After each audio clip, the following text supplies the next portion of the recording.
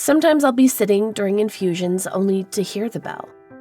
That means someone has either made it out of this journey alive or they've decided it's time to quit. I always hope they're healthy and can move on with their lives. I want that more than anything for them. I want that for me, too.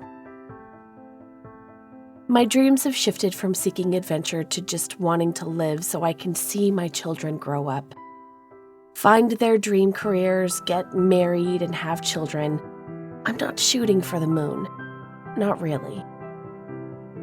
I told Mike all of this, and with tears in his eyes, he said he had a surprise. I've been looking at your bucket list. You know how we keep saying we'll see your family in Seattle? Well, I found cheap tickets. We're going to see them.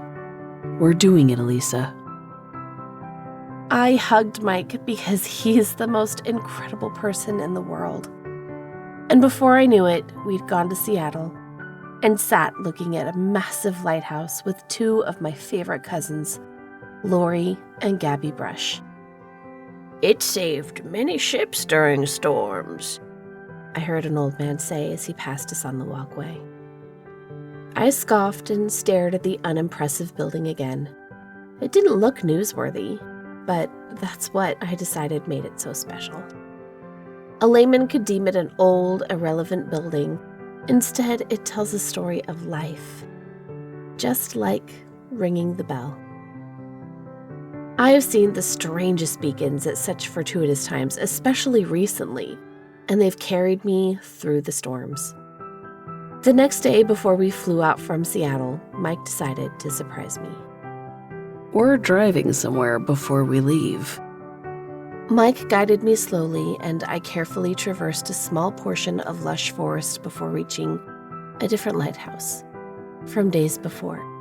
A piece of driftwood became the perfect seat because it faced the wind, and as the salty sea air turned my earrings into tiny wind chimes, I felt liberated next to that lighthouse. "Mike," I said, "something's bothering me." What's that? He asked. "I've gotten a few strange messages from people lately. They say I'm proof that God doesn't exist. Because why would God do something like this to me?" My voice faltered. "I'm not religious, but I do love God with all my heart. Why would my journey bring people further away from God? Even if I do die, death is a part of life. When will people stop getting mad at God for something that was part of the deal anyway? I have peace, and there's a plan. When I'm supposed to die, it'll be my time." Mike thought hard and stared out at the ocean. He doesn't believe in God, per se, but he's awfully supportive of people believing what makes sense to them. Elisa, if they've stopped believing after hearing your story, it isn't about you. They're placing their doubt on you. That's a burden you don't need to carry. I closed my eyes and faced the wind again. I pretended that lighthouse was shining right into me, guiding me in the storm.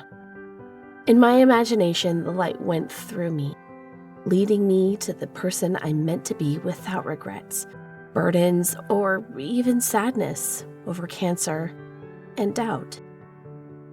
I heard some people approaching because they started screaming excitedly. Mike and I followed their gazes to see a pod of orcas jumping up and dancing in the waves right before us. "Orcas!" I squealed. "They're real orcas! This is the best day ever!"